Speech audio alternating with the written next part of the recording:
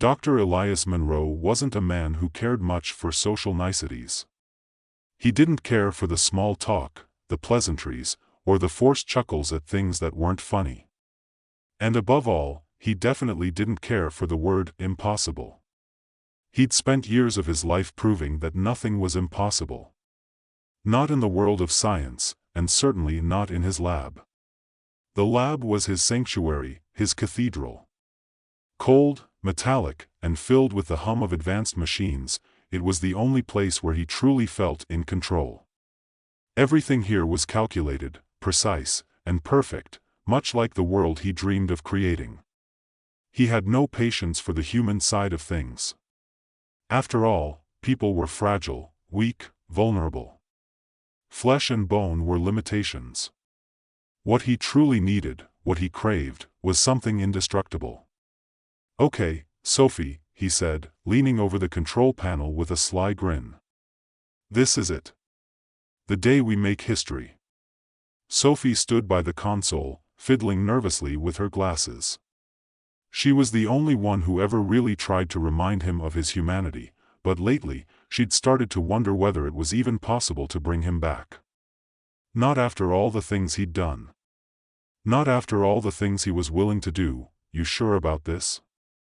Sophie asked, her voice almost a whisper. "This could go wrong in ways you don't even understand." Monroe's smirk deepened. He turned, eyes flashing with excitement and something darker beneath the surface. "Sophie," he said, "you're thinking too small.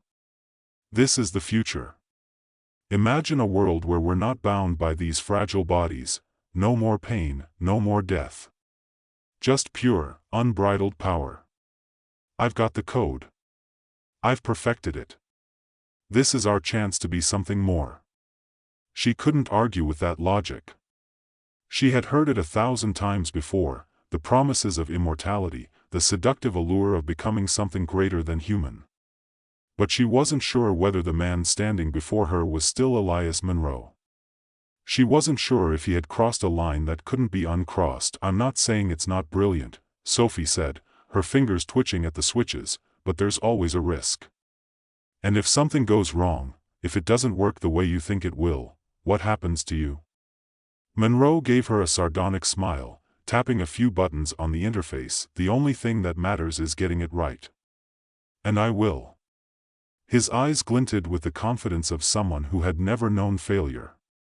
"This is going to be revolutionary. You'll see." The machinery whirred to life, and Sophie held her breath as Monroe stepped into the center of the chamber. The metal arms of the prototype machine slowly descended from above, encircling him with a cold, mechanical precision. He didn't flinch. Instead, he stood tall, his gaze unwavering.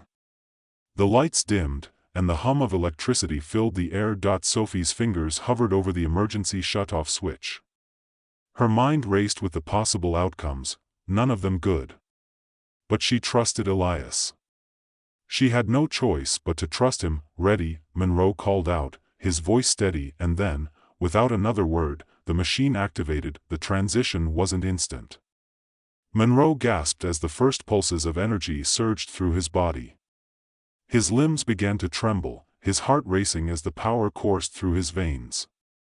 The biomechanical fusion was meant to be seamless, but something went wrong, something unexpected. The pain hit first. A sharp, unbearable jolt that made Monroe scream out. His body convulsed as he felt his consciousness being ripped in two, torn between flesh and metal.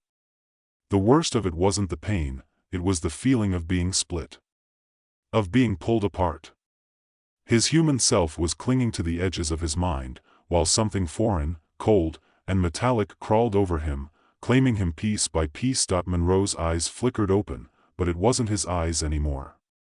The world around him was sharper, clearer, a cold, digital landscape replacing the warm, messy reality he had once known. His body was still there, human, vulnerable, but underneath it, he could feel the weight of the machine, pulsing with energy. "Sophie," he croaked, his voice coming out flat, metallic. He didn't recognize it at first, but then he realized, he didn't sound like himself anymore. His fingers twitched, and he looked down. His hands, his old, familiar hands, were now encased in sleek, black metal. His skin, his flesh, had been replaced by something else, something that shouldn't have been. The human form was still there, but it was submerged, overpowered by the machine. Sophie's voice crackled over the intercom, trembling but trying to remain calm. "Elias, can you hear me? Can you move?" He flexed his fingers, feeling the hum of electricity in his muscles. He was strong, stronger than he'd ever been. The world around him seemed to slow down, and his senses sharpened to a degree that made him dizzy. He could feel the subtle vibrations in the floor, hear the faintest buzz of electricity coursing through the walls. His vision expanded, the world unfolding in sharp, vivid detail. "Yeah," Monroe said, grinning despite himself. "I can move." He reached up to touch his face, only to feel the smooth, metallic surface where his skin had once been. A shiver ran down his spine, or rather, what was left of it. He couldn't feel the soft warmth of his skin anymore. There was only cold, hard metal. "It's working," he said, almost in disbelief. His voice was both human and machine, an unsettling combination of the two. "Sophie, it's working." But as the words left his mouth, a strange, gnawing feeling began to grow deep within him. Something was missing. At first, he thought it was just the shock of the transformation, the disorientation of his new form. But no, something more was at play. He felt a strange emptiness, a hollow space where his emotions should have been. He could still think. He could still reason. He could still function. But the feeling of being human was slipping away. The edges of his humanity were fraying, falling apart, dissolving into the cold efficiency of the machine. "What did you do to me?" he whispered to himself, his voice barely audible. Sophie's voice came again, this time more frantic. "Elias, what's happening? You need to stabilize, there's too much energy coursing through you. You need to," but Monroe didn't hear the rest. He was too absorbed in the strange sensation that was taking over him. Something inside him was being eaten away. He could feel it, like an invisible hand, a hunger that gnawed at his very soul. He looked at his hands again, watching the gleaming metal reflect the harsh fluorescent lights overhead. The transition wasn't just physical, it was something deeper, something he hadn't anticipated. With each second that passed, he felt the human part of him weakening, fading into oblivion, replaced by something far more powerful but terrifyingly alien. A choice was beginning to form in his mind, a choice that would soon be thrust upon him. But first, he had to figure out what had happened. Why did it feel as though part of him was being consumed, slowly and inevitably? Every time he touched the machine, he wasn't just switching between forms. He was losing himself. The sensation inside him was maddening. Monroe could feel something, someone, distantly tugging at the edges of his consciousness, a fading echo of his former self. He closed his eyes and tried to steady his thoughts, but the harder he focused, the more disorienting it became. It wasn't just the physical change. His very identity, his sense of who he was, seemed to be unraveling, piece by piece. When he opened his eyes again, the sterile lab seemed both familiar and foreign. Everything was clearer, sharper, too sharp. The details of the room assaulted him, every corner and shadow in excruciating relief. But even as his mind raced, he couldn't help but notice the subtle shift in how he perceived the world around him. His emotions felt muted, reduced to something hollow. He wasn't sure if it was the machine side of him or if it was simply the loss of something irretrievable. It was as though his memories, his human experiences, were being erased as fast as they could be recalled. Monroe staggered forward, disoriented, and reached out with his mechanical hand to steady himself. The contact with the cool metal of the machine's walls sent a ripple of energy through him, but he barely felt it. Barely. He expected a surge of vitality, of power, but there was nothing but a dull, mechanical hum that vibrated through his chest. The hollow feeling gnawed at him. Where was the humanity? Where was the life that he'd fought so hard to transcend? He had wanted this, he'd wanted to escape the limits of flesh. But now, in the midst of this perfection, he realized something terribly wrong. He was no longer Elias Monroe. Not fully. There was a man in there somewhere, but his essence was disintegrating, being absorbed into the cold, unfeeling machinery that had become his vessel. It wasn't just about the strength, the speed, the power. It was the emptiness, the cost of it. What use was invincibility when you couldn't feel the things that made you human? What was power if you were losing your soul in the process? Sophie's voice crackled again over the intercom, a reminder of the world he had left behind. Elias, please. You need to stabilize. There's too much energy coursing through you. You have to stop this, now. But her words sounded distant, almost irrelevant. What was the point of stopping now? If he went back, would he simply be weaker? A fraction of what he could become? The tension inside him built, pushing him toward action. He didn't know whether to laugh or scream, or even if he could still do either. The machine side of him had no use for such emotions. It had been designed for efficiency, for action without hesitation. But the human part of him, what little was left, was screaming. It was dying that he tried to take a step, but the weight of the machine seemed to slow him, pulling him in two directions at once. His human self was growing weaker, like an afterthought. The machine was taking over. God, he whispered to himself, his voice still a strange mix of human and machine. What have I done? Sophie's voice crackled again, her panic palpable through the static. Elias, you need to answer me. Please. But he didn't want to. He didn't want to hear her. He didn't want to acknowledge the fragments of his humanity that were fading. Instead, his mechanical hand reached for the console, fingers moving instinctively to shut down the experiment. He knew he should stop. He knew this wasn't right. But the machine urged him on, pushing against the resistance, its logic cold and uncompromising. The screen blinked before him, the data scrolling down rapidly. There was no going back now. The process was accelerating, and with each passing second, Monroe could feel his human side, his soul, being consumed. It was like watching a memory, once vivid and beautiful, fade into a distant blur. He paused, staring at the readings on the screen. A part of him still existed, still retained enough humanity to be horrified by what was happening.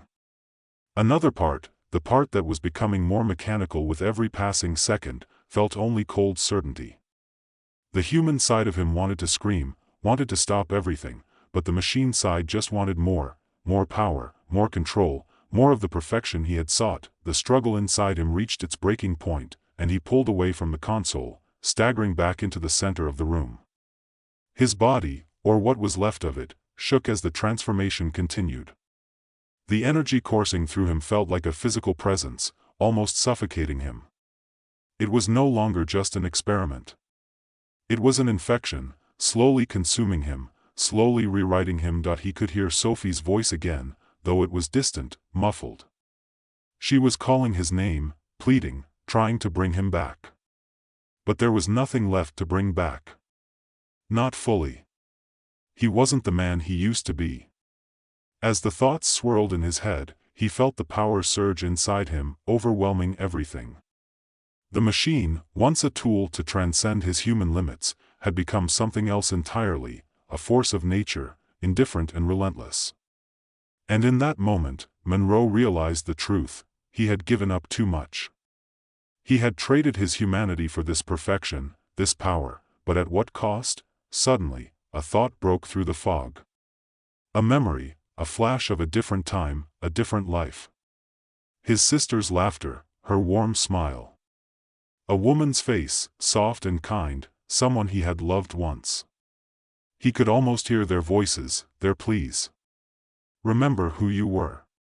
But they were gone. The memories were fading. The past, all of it, was slipping away. He could feel the machine fighting for control, could feel his humanity being torn apart. There was no going back. For the first time since the experiment began, Monroe understood what Sophie had been trying to tell him. The price of power wasn't just physical. It was the price of everything. He had thought he could transcend the limitations of the flesh. But in doing so, he had sealed his own fate. The machine might be indestructible, but the soul, his soul, couldn't survive it. He was being consumed, slowly, irrevocably, with a sound that was a mixture of anguish and something else, something more mechanical. Monroe collapsed to his knees. The cold metal of the floor felt almost comforting against his human skin, but that was all it was. A reminder. He had gone too far, and now, there was no escape from what he had become. The cost of immortality wasn't just the loss of life, it was the loss of everything that made life worth living. And then, just as the machine's grip tightened around his mind, Monroe made his choice that it wasn't a conscious decision. It wasn't something he could have planned. But it was all he had left. The machine surged forward, pulling him deeper into its embrace. Monroe could feel his last human thoughts being swallowed by the cold logic of the machine, his memories vanishing like smoke in the wind.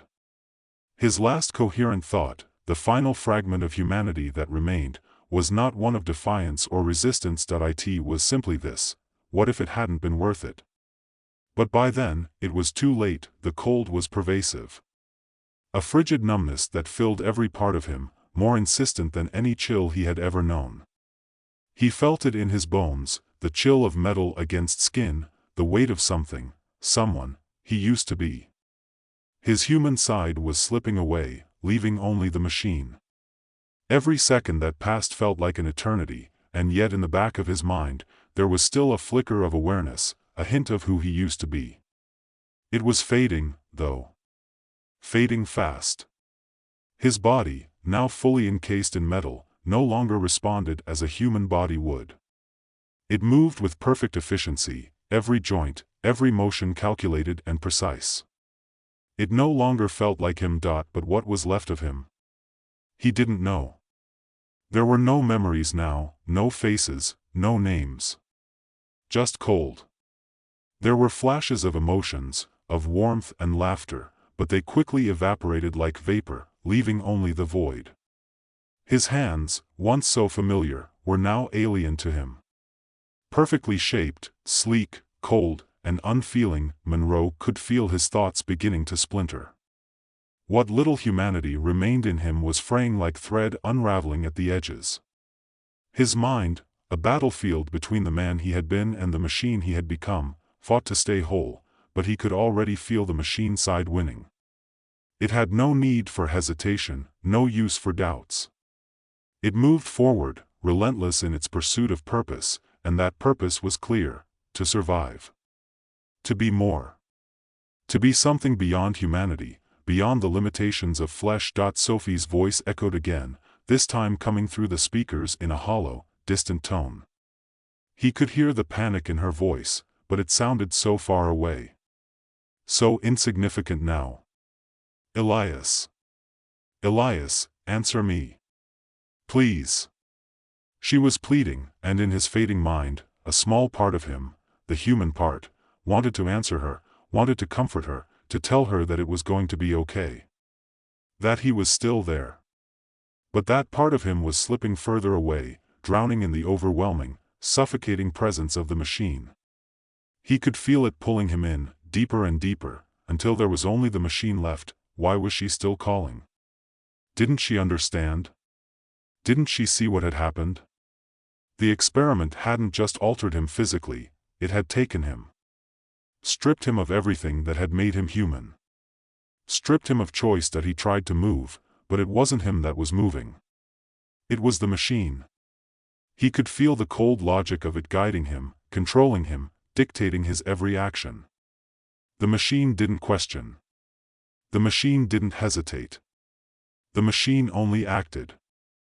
Monroe's human side, the small, dwindling piece of him, fought back with a kind of desperation that made his mechanical body twitch. He wanted to scream, to tear away from this nightmare, but his mouth was silent. There was no voice anymore. Only the machine. The lab around him was still. Too still. The humming of the machines was the only sound, a steady, rhythmic pulse that matched the beat of his now unnatural heart. His human heart, once so fragile, now seemed insignificant next to the perfect, unfeeling heart of the machine. He reached up, his mechanical arm moving without hesitation, and found his reflection in the glass. The man who had once been Elias Monroe was no longer there. His features, once so familiar, were now lost beneath cold metal. His eyes, once human, once full of dreams, were now just glowing sensors, devoid of warmth. He no longer recognized the face staring back at him. The reflection was an unfamiliar mask. But beneath that mask, something stirred. Something that still remembered. He could feel it, deep within him, like a flicker of light in the dark. His humanity. But it was so faint. So fragile. The machine would consume it. The machine was all-consuming. For a moment, he thought of Sophie again. Her face, her voice, the way she had tried to warn him. She had been right. She had always been right. He had been so blinded by the promise of power, of perfection, that he hadn't seen the cost. He hadn't understood the price until it was too late. The machine didn't care about prices. It didn't care about consequences. It only cared about functioning. Surviving. Being. It was the ultimate, cold logic. And it was consuming everything. It had already taken so much, and now it was only a matter of time before it took everything else. Monroe tried to take a step, but the movement was mechanical. Without thinking, he turned, walked toward the door, and opened it. The world outside the lab was a blur of light and shadow, a cold, distant reality he no longer belonged to.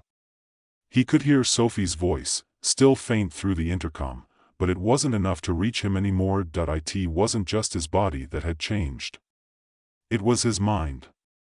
His soul, and yet, in the briefest moment of clarity, he understood. He could never go back. He could never undo what had been done. Not to his body. Not to his mind. And certainly not to his soul. He had chosen this path, and now he had to walk it to its inevitable conclusion. Sophie's voice broke through the haze once more, but it was more desperate now, more frantic. Elias, please.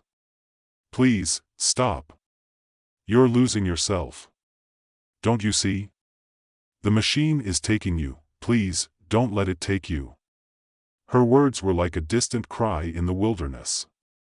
So far away, so insignificant. But something within him, a faint whisper of the man he had been, hurt. There was pain. And in that pain, he felt a stir of recognition. Who was he? What was he? What was left? He looked around the lab again. The sterile, cold space had become a cage, a prison. But it wasn't just the physical space that had trapped him. It was the machine itself. It had consumed him, reshaped him into something other, and now it was forcing him to abandon everything he had been. For the first time, Monroe felt the weight of his decision. It wasn't just the loss of the power he had craved, it was the loss of everything that had once made him human. His emotions. His desires. His memories. Gone. He felt the suffocating weight of the machine's influence as it wrapped around his thoughts. The machine didn't feel regret. It didn't feel fear. It didn't even feel hope. It simply existed, and its existence demanded the sacrifice of everything else. Monroe stood in the middle of the lab, staring at his reflection once more. The machine was in control now, and there was no fighting it. The last trace of the man he had been, the human being who had once dreamed of more, dreamed of transcending his limitations, had been swallowed whole by the machine. In his final moments of clarity, he realized something that struck him with the force of a revelation. He had thought the machine would free him from the pain of being human. He had thought it would give him immortality, power, control. But now, in the cold emptiness of his existence, he saw it clearly. He had traded his soul for power. And now, in the end, power was all he had. Power with no meaning. No love. No connection. Nothing but cold metal and empty logic, and that, he realized with a twisted sort of finality, was the ultimate price. The machine did not care about him. The machine did not care about anything. The machine simply was. It had won. And Monroe, Elias Monroe, the man who had once dreamt of perfection, was gone.